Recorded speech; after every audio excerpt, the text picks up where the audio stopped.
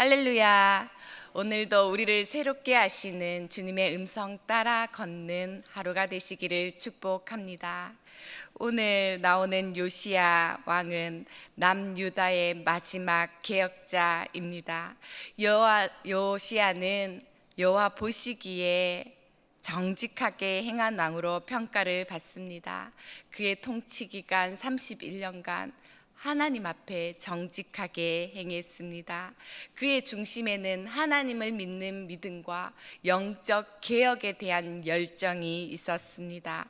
요시야는 왕위에 오른 지 8년, 겨우 그의 나이 16세, 청소년기에 하나님을 찾기 시작했습니다. 그는 어렸지만 마음이 하나님께 향해 있었습니다. 사람의 나이가 많고 적음이 신앙의 수준을 말해주는 건 아니죠. 어린아이라고 할지라도 하나님을 찾는 마음이 있으면 그 부모보다도 더 귀한 믿음으로 나아가는 자들을 많이 보게 됩니다.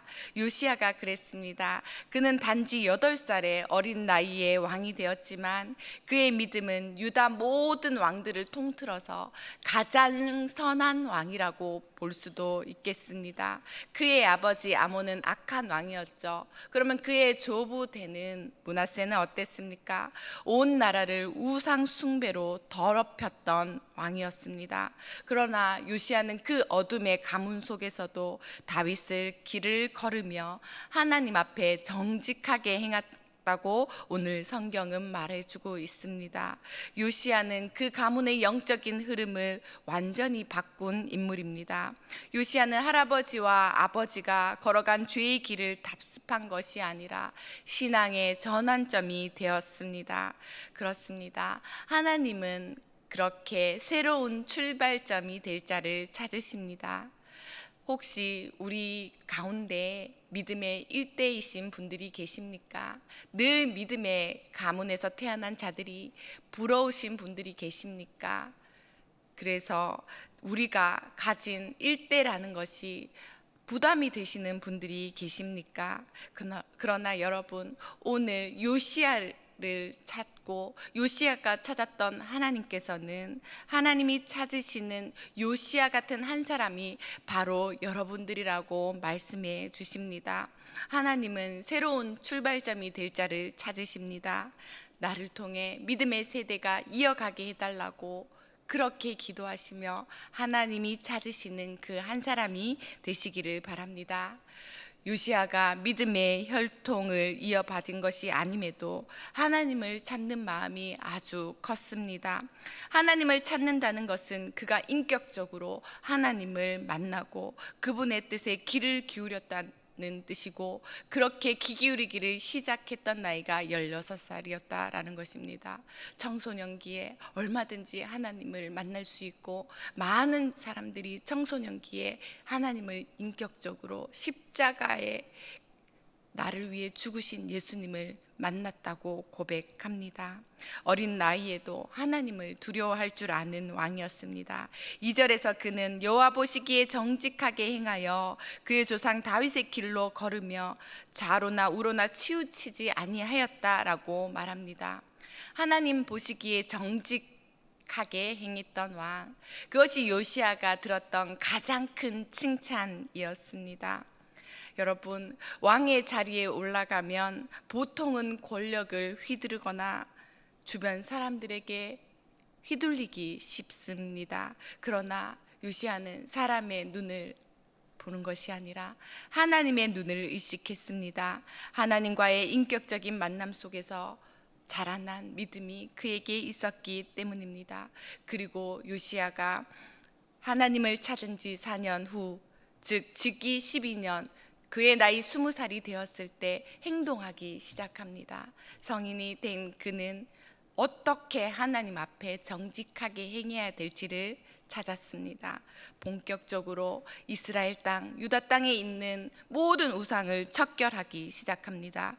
유다와 예루살렘은 물론이거니와 므낫세와 에브라임, 납달리, 시므온, 즉 옛 북이스라엘 땅까지 올라가 바알 제단들을 쳐 부수고 헐고 아세라 목상과 태양상을 부수고 우상들을 빻아 가루로 만들어서 무덤에 뿌렸다고 오늘 성경은 기록하고 있습니다.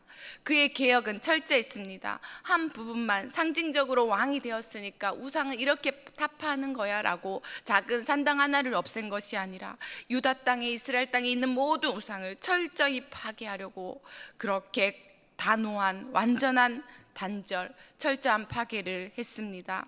요시야는 반쪽짜리 개혁을 원하지 않았습니다. 참된 개혁은 타협이 없는 단절에서 시작됩니다. 사랑하는 성도 여러분, 썩은 상처를 두고 우리가 건강하다고 말할 수 있습니까? 그것이 썩어 있다면 그 부분을 도려내야 하지 않겠습니까? 우리가 신앙을 새롭게 하려면 죄와 세상과 타협하고 있는 부분들을 단호히 끊어내야 합니다. 요시야는 그 모든 우상들을 가루로 만들어서 없애버렸습니다. 우리는 어떻습니까? 혹시 우리 안에 하나님보다 더 붙잡고 있는 것이 있습니까? 우리는 우리 안에 있는 죄를 그저 다스리면서 살아가는 것이 아니라 그 죄를 관리하는 자가 아니라 십자가에 그 죄를 못 박는 자들이 되어야 합니다. 그 결단 위에 새 생명이 피어나기 때문입니다. 요시야는 결코 타협하지 않았습니다. 부분적인 개혁만을 하려고 하지 않았습니다. 그 20살의 나이에 철저하게 다 부셔버렸습니다. 조금의 죄도 남겨두지 않으려고 했던 것은 반드시 그 죄의 불씨는 살아있기 때문에 그것을 완전하게 개혁하기 위해서 죄를 도려냈다라는 것입니다. 믿음의 개혁은 이 정도면 됐지, 이 정도 신앙생활이면 만족해야 하는 안일함에서 나오는 것이 아닙니다. 우리 마음속에, 성전된 우리 속에 하나님에 대한 불신, 교만, 미움, 질투, 세상 욕심, 불순종이 재단들이 있다면 얼마든지 무너뜨릴 수 있기를 바랍니다. 요시야가 우상을 부순 것처럼 우리도 내 안에 있는 하나님 아닌 것들을 잘게 부셔 나가는 것이 신앙생활이 아닌가 싶습니다. 요시야는 우상을 부수는 데서 멈추지 않았습니다. 하나님을 예배하는 성전을 수리하고 다시 세웠습니다. 그것이 요시야 제위 18년, 즉 그의 나이 26살이 되었을 때 성전 보수를 시작합니다. 히스기야처럼 그는 예배의 회복을 개혁의 중심에 두었습니다. 성전 수리를 하는데 참여한 사람들은 왕과 귀족들이 아니었습니다. 평범한 백성들, 레위인들, 미장이, 목수, 석공 이런 사람들이 개혁에 동참했다라는 것입니다. 하나님의 개혁은 강대상에서 외친다고 끝나는 것이 아니라 성도의 삶 가운데서 이루어지는 것입니다. 현장에서 하나님 앞에 새로 집시다, 새로 집시다. 그 말씀을 붙들고 내가 현장에서 어떠한 부분, 하나님 미워하시는 부분이 있는가 함께 지어져 가는 그 손을 통해서 우리 안에 예배가 회복되고 하나님 기뻐하는 삶이 회복되는 것입니다. 그런데 이 성전을 보수하는데 헌금이 거쳐져 있는데 이 헌금은 누가 낸 것이냐면 유다와 예루살렘 백성들뿐만 아니라 므낫세와 에브라임과 남아있는 모든 이스라엘 사람들에게서도 함께 거두어 드린 것입니다. 요시야 왕이 8살의 왕이 돼서 대단하다라는 것이 아니라 이렇게 남과 북을 가리지 않고 함께 언약 공동체로서 그렇게 개혁을 회복 운동을 해 나갔다라는 게 의의가 있는 것입니다. 하나님께서는 회복을 원하는 모든 자들을 다시 불러 모으셔서 그의 성전을 다시 새롭게 하시고 하나님 나라를 세우시는 것입니다. 요시야의 개혁이 비단 남유다만을 위한 것이 아니라 하나님 백성 전체의 회복을 위한 것이고 하나님 나라를 위한 그 개혁이 회복과 부흥의 불씨가 되는 것입니다. 그는 성전을 견고하게 세우고 레위인들에게 맡겨서 성실하게 그 사명을 감당하게 하십니다. 여기 성실을 나타내는 히브리어 에무나는 믿음, 진실, 충성이라는 뜻을 함께 가지고 있습니다. 하나님께서는 오늘도 큰 능력보다 성실한 손길을 찾고 계십니다. 눈에 띄지 않아도 작은 자리에서 성실하게 정직하게 일하는 사람을 통해 하나님은 무너진 성전을 다시 새롭게 세우십니다. 요시야는 믿음의 일꾼들과 함께 무너진 예배를 다시 일으켰습니다. 하나님을 향한 중심을 다시 세우는 것이었습니다. 그는 헐 것은 헐었고 세울 것을 다시 세웠습니다. 요시야의 개혁이 과격하죠. 우상을 부수고 제단을 헐고 우상 숭배하는 제사장의 뼈를 불태웠거든요. 과격하게 느껴집니다. 하지만 그 목적이 파괴가 아니라 회복이라는 것을 우리는 너무나 잘 알고 있습니다. 그렇기 때문에 요시야가 헐 것을 헐고 하나님이 기뻐하시는 그 질서를 온전히 세워 나갈 때 하나님께서 기뻐하시는 예배가 회복되었습니다. 사랑하는 성도 여러분, 오늘 우리에게도 마찬가지입니다. 우리도 똑같은 이러한 절차를 따라가야 할 것입니다. 내 삶 가운데 하나님께서 미워하시는 것, 우리가 알고 있는 게으름, 불순종, 미움, 다툼, 시기, 하나님께서 원치 않는 것들 먼저 제거해야 합니다. 그리고 그 자리에 하나님이 기뻐하시는 것들을 채워야 합니다. 죄 가운데 하나님을 모실 수 없는 것처럼 하나님 앞에 먼저 회개하고 하나님께서 내 삶 가운데 선하게 일해 주실 것을 기대해야겠습니다. 먼저 버리고 내려놓고 그 자리에 마음의 성전을 다시 새롭게 해야겠습니다.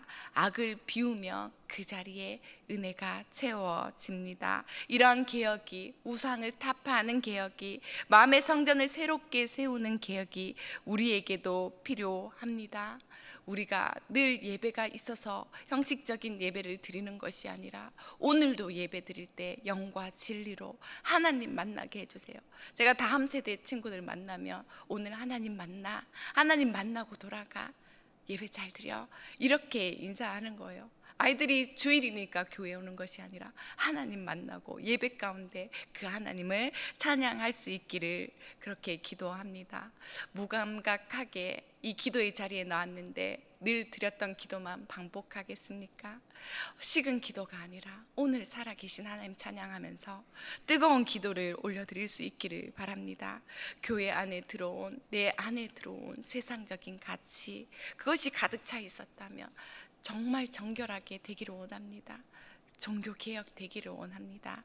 정결하게 되기 원합니다. 무너진 예배를 다시 세워질 수 있도록 하나님 앞에 바라야겠습니다. 대단한 개혁하고자 하는 것이 아니라 요시야가 어린 나이에 하나님을 찾았던 것처럼 그 개혁은 하나님을 구하는 그 마음에서 시작됩니다. 하나님을 찾는 자에게는 하나님께서 반드시 그 길을 보여주십니다. 그 길이 아무리 좁을지라도 그 길이 세상 사람들이 보기에는 바늘구멍같이 불가능한 것일지라도 하나님을 구할 때 하나님은 그러한 회복의 역사를 부어주십니다. 오늘날 개혁을 말할 때 종종 깨부시는 것, 기존 관념을 깨는 것에 거기에만 그치는 경우가 많습니다. 개혁은 깨는 거에 집중하는 것이라 부순 후에 다시 세우는 것이 중요한데 그 내용이 무엇이냐? 하나님을 기뻐하는 질서, 그것이 이루어지기를 바랍니다. 조금 있으면 10월 31일 종교개혁 기념일이 됩니다. 마르틴 루터가 오직 말씀, 오직 믿음, 오직 은혜를 외치며 교회를 다시 주님께로 돌이켰던 그날처럼 우리도 다시 하나님을 찾고 우리 안에 있는 우상을 깨트리고 성전을 새롭게 해야 할 때입니다. 신앙의 개혁은 교회 밖에서 교회가 개혁되어야 돼 외치는 것이 아니라 교회 안에 있는 내 마음의 성전 안에 개혁이 먼저 일어나야 되고 그 개혁이 내 삶의 예배 자리에서 일어나야 되는 줄 믿습니다. 요시야의 개혁이 유다를 새롭게 한 것처럼 우리의 마음의 성전에 우리 안의 개혁이 우리의 가정을 살리고 교회를 새롭게 하고 세상을 변화시키게 되기를 주님의 이름으로 축원드립니다. 이제 오늘 말씀을 기억하며 합심하여 기도하겠습니다. 하나님 아버지, 요시야가 하나님을 찾기 시작한 것처럼 오늘 우리 안에도 하나님을 진심으로 찾는 마음이 살아나기를 기도합니다. 우리 안에 우상을 무너뜨리게 하시고 무너진 마음의 성전을 다시 새롭게 세워 주시옵소서. 성실하게 진실하게 충성되게 작은 자리에서 주님을 섬기게 하시고 언제나 예배와 기도의 자리에 우리를 세워 주시옵소서. 이 주신 기도의 제목을 우리 하나님 의지하여 간절히 기도하겠습니다. 거룩하신 하나님 아버지, 우리 안에 하나님을 찾는 마음을 회복시켜 주시옵소서. 죄로 인해 흐트러진 마음이 있다면 주님을 향하게 하시고 철저하게 돌이킬 수 있도록 은혜 내려 주시옵소서. 주님, 내 안에 있는 우상들을 부수기를 원합니다. 내 안에 자리 잡은 교만과 육신과 불순종과 두려움을 부수어 주시고 이런 것들과 다시 타협하지 않도록 역사하여 주시옵소서. 내 안에 무너진 성전이 다시 세워지게 하여 주시옵소서. 예배가 살아나게 하시고 말씀과 기도가 다시 중심이 될 수 있도록 도와주시옵소서. 우리의 삶의 주인이 내가 아니라 오직 주님이라는 사실을 인정하며 하나님 보시기에 정직한 삶을 살아갈 수 있도록 함께하여 주시옵소서. 주여, 우리를 새롭게 하시고 정결하게 하여 주시옵소서. 사랑과 은혜가 충만하신 하나님 아버지, 오늘 하루도 오직 하나님이 주신 이 말씀을 붙들고 새 일을 행하실 주님을 의지하여 살아가게 하옵소서. 정직과 순종으로 주님 보시기에 합당한 삶을 살며 하나님 기쁘시게 하는 주의 백성들이 되게 하옵소서. 우리 주 예수님의 이름으로 간절히 기도드립니다. 아멘.